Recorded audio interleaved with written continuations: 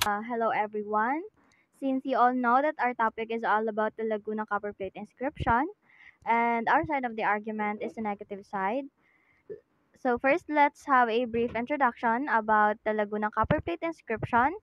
So it was discovered in 1989 in Barangay Wawalumban, Laguna in the Philippines and was found by a farmer while plowing his field. The inscription is engraved on a copper plate and is considered the earliest known written document discovered in the Philippines. So the inscription is written in the Kawi script, a form of Old Malay writing system, and records the remission of a debt owed by a certain Namwaran to the ruler of the Tondo Kingdom, which was a powerful polity in the region during that time.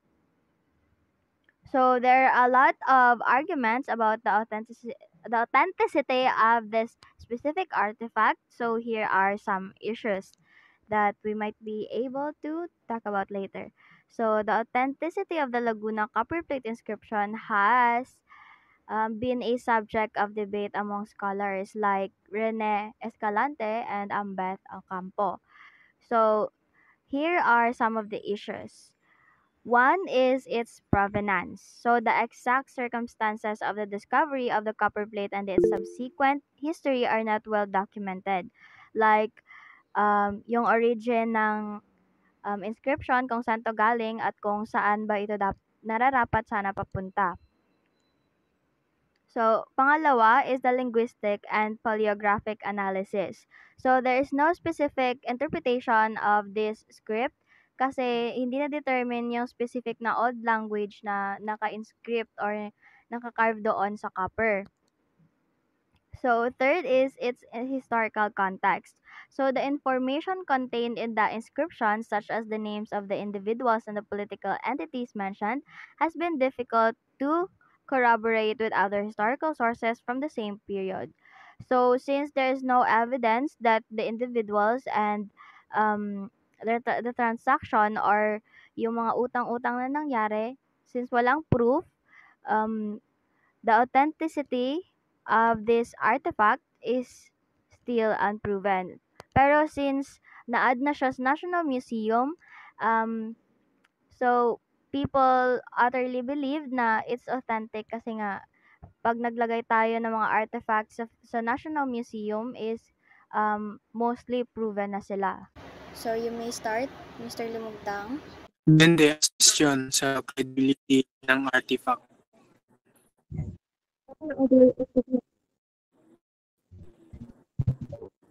They may point to inconsistencies in the inscription of phrase doubt about its origin and historical context. Actually, marami akong nakitang mga documents and articles sa websites na maraming daw scholars na from other countries na nag-o-oppose sa idea or sa idea na pag-prove or paglagay ng inscription sa National Museum kasi nga daw hindi pa daw na-prove or hindi pa daw siya napatunayan na authentic.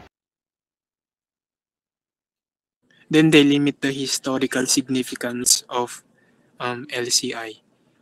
Might argue that yung Laguna copper daw is limited historical significance. Actually, hanggang ngayon, di pa rin nalalaman kung saan ba galing or saan ang origin ng inscription.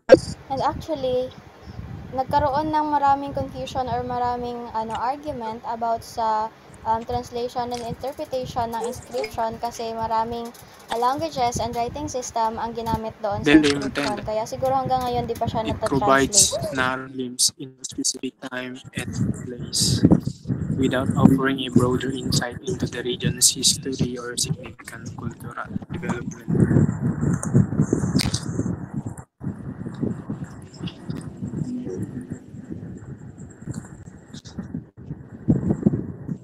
So, nag-argue sila dahil sa historical artifacts na source dito provide of more comprehensive and reliable information. Mga taga-Laguna. The number 2 is the limited historical significance. So the LCI opponents might argue that the Laguna copper plate inscription is of limited historical significance. So they might argue that the LCI is the um, have the limited historical significance because of the people in Laguna. They might argue because meron itong kalimitan na historical significance. So a lot of researchers, they may not be able to find some historical significance of the LCI. So they may claim that the LCI provides a clear glimpse specific time and place. So without offering a broader insights into the region or history or significance, cultural developments. So historical artifacts or sources that provide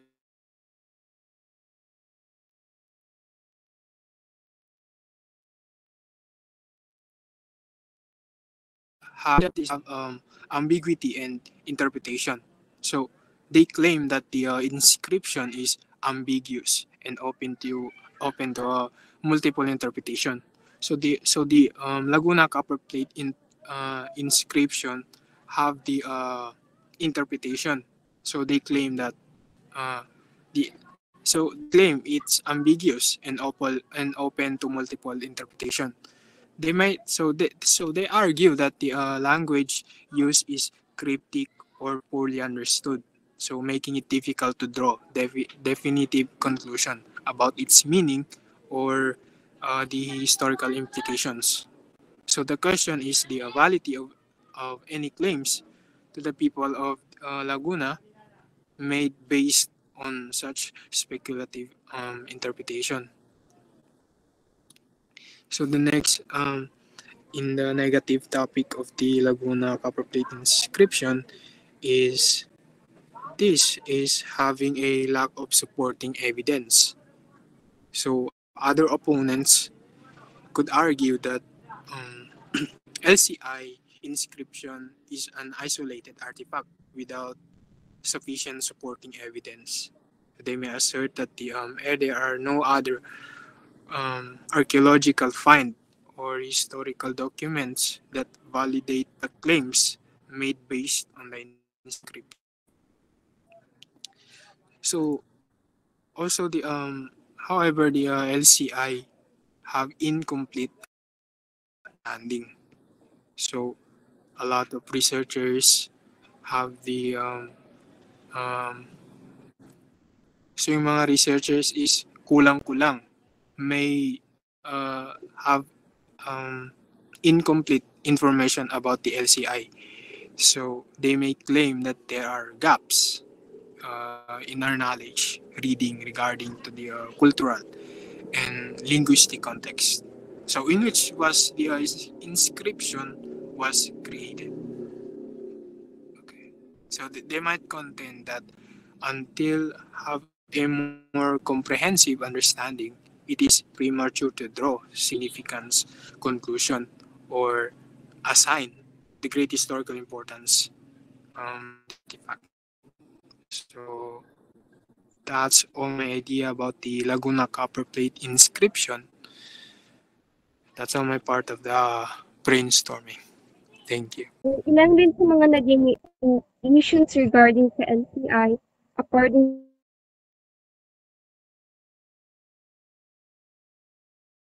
origin daw nito ay fully document kung sino ang gumawa, sino ang huling nakahawak bago ito matagpuan, and how come na ang isang important inscription ay natagpuan kung saan ito nakita.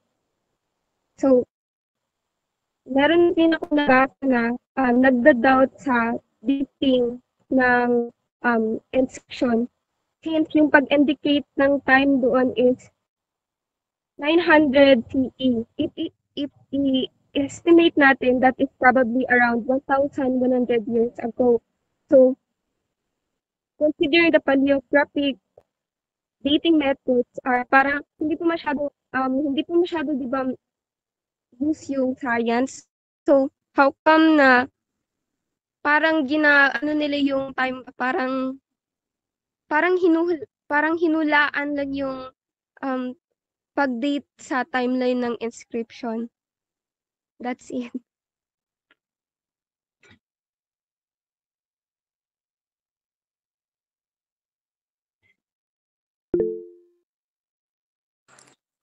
So, ayon sa article na mga nabasa ko, kasi nung natagpuan yun siya ni um,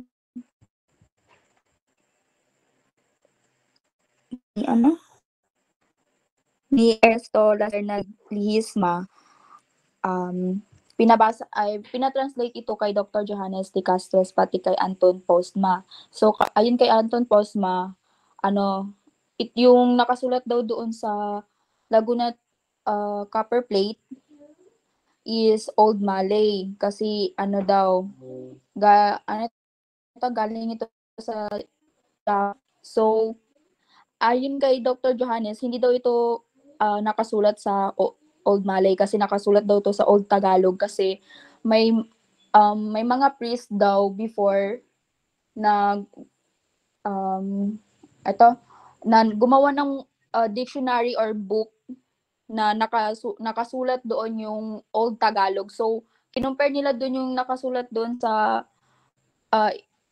Laguna Copper Plate. Parang same sila doon sa sinulat nung priest na yon na sumulat nung dictionary or book. So, according to Dr. Johannes de Castres is yun, hindi siya nakasulat sa Old Tagalog. So, meron pa din nakasabi na yung document na yun is about sa death ni Narmawa.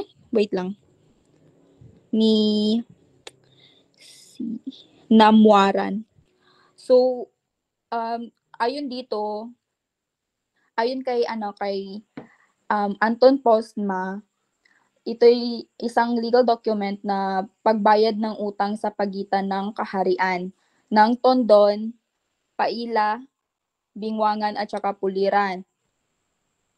So, kay Postma is yung yung Paila at saka Puliran daw ay nakalocated daw siya sa Bulacan. Pero ayon kay Dr. Johannes is yung Palira or Pailan is located daw siya sa Laguna de Bay kung saan hanap yung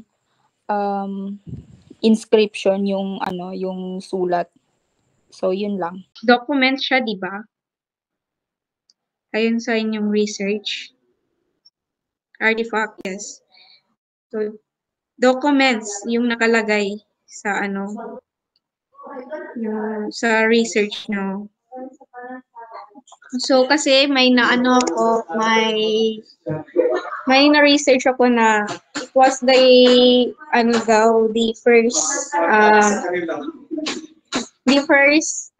first calendar in Philippines. Yun doon yung nakalagay doon sa artifact na doon.